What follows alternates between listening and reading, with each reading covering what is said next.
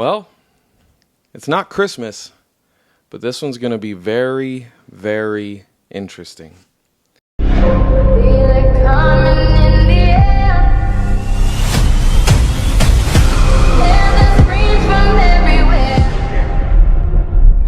thing that's on my mind is who's gonna run this town tonight. Yeah, I said it, We gonna run this town. Let's get to it.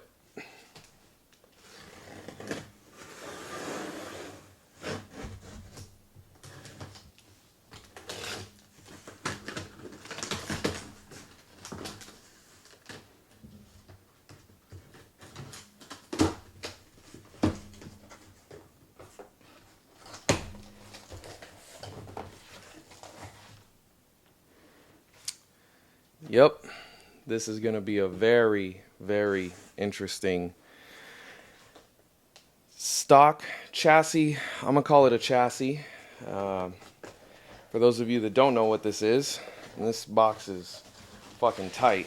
So we're just going to give it an old Hakatua.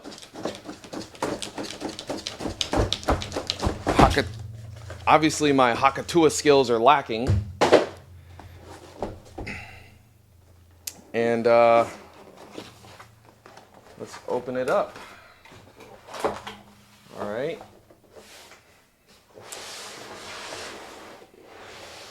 Pretty well presented.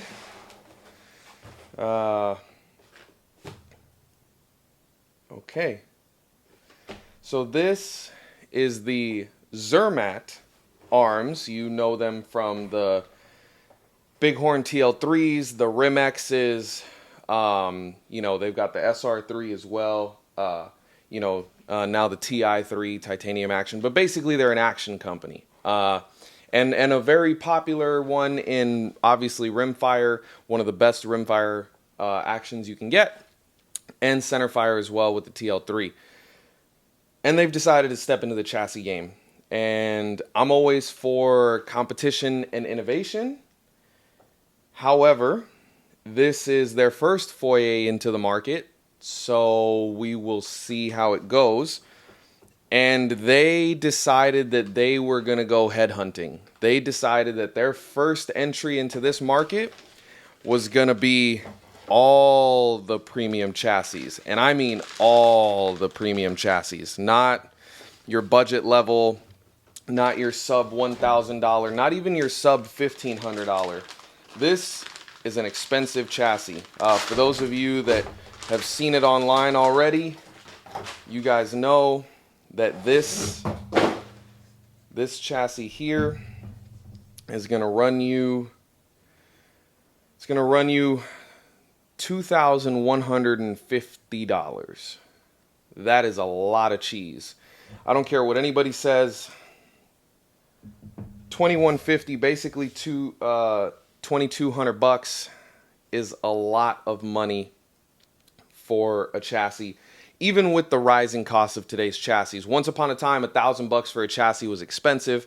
Nowadays, that's a budget chassis, and a $1,500 chassis, $1,600 chassis, $1,800 chassis is sort of premium, and this is even more expensive than that.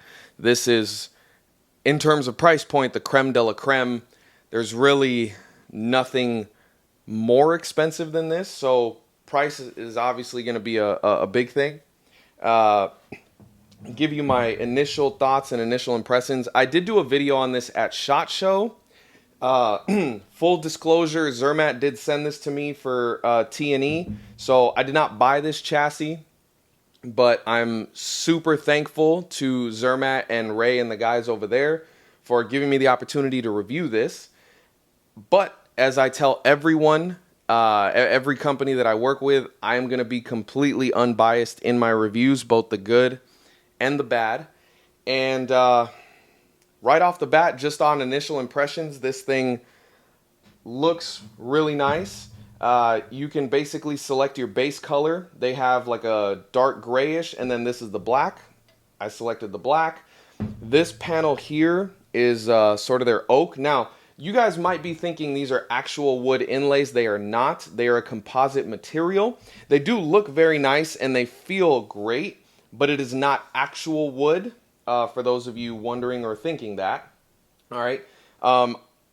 You've got all your basic adjustments. You've got, knobs on this side. Flip it around for you guys. So this knob here will control your butt pad height, right? Your length of pull is via spacer system. This knob here is to release the cheek piece. If I can figure it out here. Release the cheek piece so you could pull it all the way out. Height is set with the thumb wheel down here, and then you lock it down with this, and it's not going anywhere. So basically you can quick remove once you set the height. Should you need to clean, you can just pull it right out, but you don't lose the height adjustment. So you can put it right back, and bam, you're right back to where you started or where it was set previously.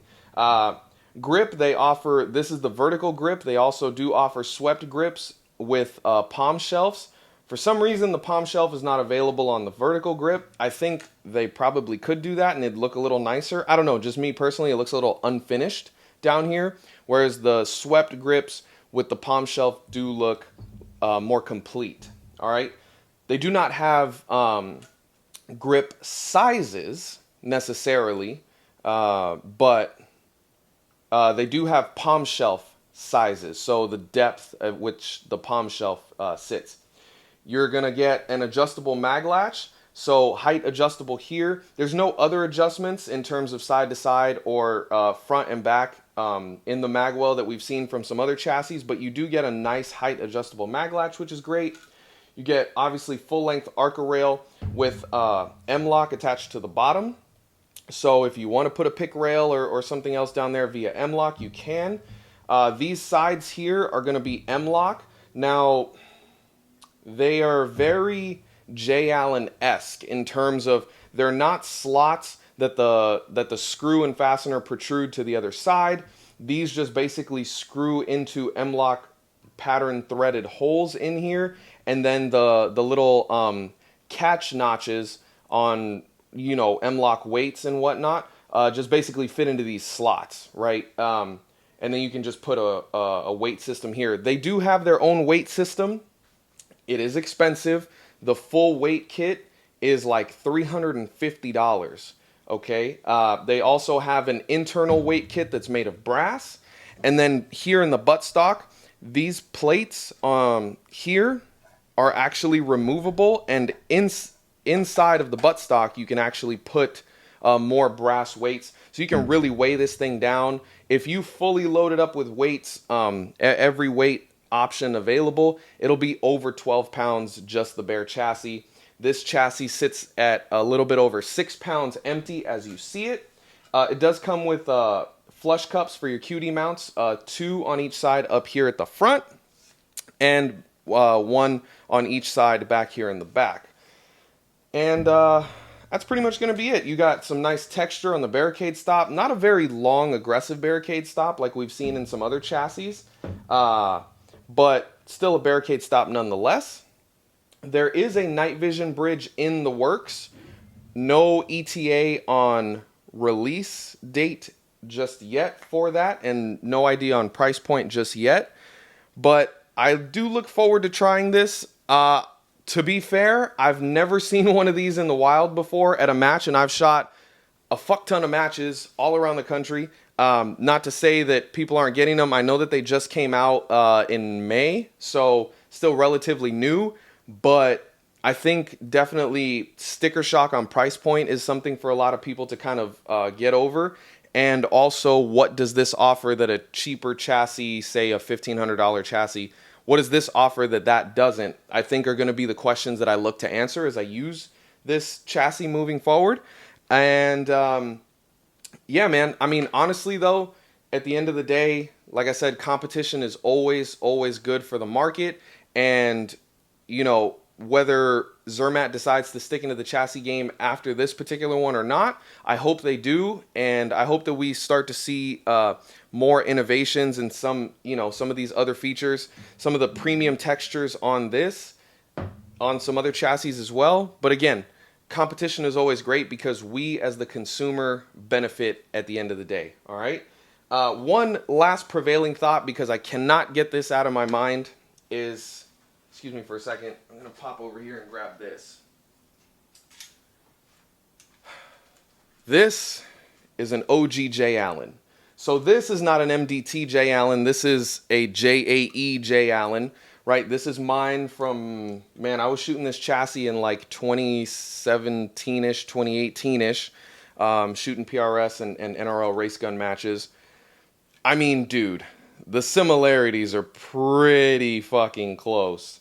And the price point, when these J. Allens were JAE J. Allens, not the new MDT ones, but these were over $2,000 when nobody was doing chassis really above $1,200. These JAEs were always over $2,000. So, I mean, I just can't help but think that this is a sort of like modernized J. Allen, or what the J. Allen should have been. Not to say that there was anything wrong with these, but I do think that there should have been some improvements made on this. Now, obviously, we know J. Allen as a company went out of business, and then MDT bought them. And, you know, they've gone through different revisions of the G4 J. Allen and now the G5, where they've kind of trimmed it down. And I honestly, MDT makes great chassis. I don't think the Gen 5 J. Allen is one of them. I think they kind of shit the bed on that design for a few different reasons. I don't want to get super into that, but this one kind of pioneered the first high-end premium, really expensive chassis, if you will. And I just can't help but think that these are kind of the same, man. They're coming from a similar lineage in terms of looks and feature set. Obviously, the Zermatt hopefully improves and looks to have improved some of the things that I disliked about my J. Allen and the J. Allen design in general. Nothing too crazy, but there were some improvements that could have been made on this. But anyway, just wanted to kind of show this video to you guys and kind of put this out there. Obviously, full review will be coming on this Matterhorn chassis, but I did want to give an initial thoughts and impressions just to, kind of test the waters, test the temperature a little bit on how you guys are feeling, and if you guys have any questions or comments or concerns about this chassis that I can hopefully answer in the full review. All right. Again, hope you guys enjoy it. If you guys see me at a match and I'm running this chassis or anything else, feel free to, come up and ask me if you can shoot it or test it out and, all that kind of good stuff. All right. You guys know the drill. Stay safe, stay shooting.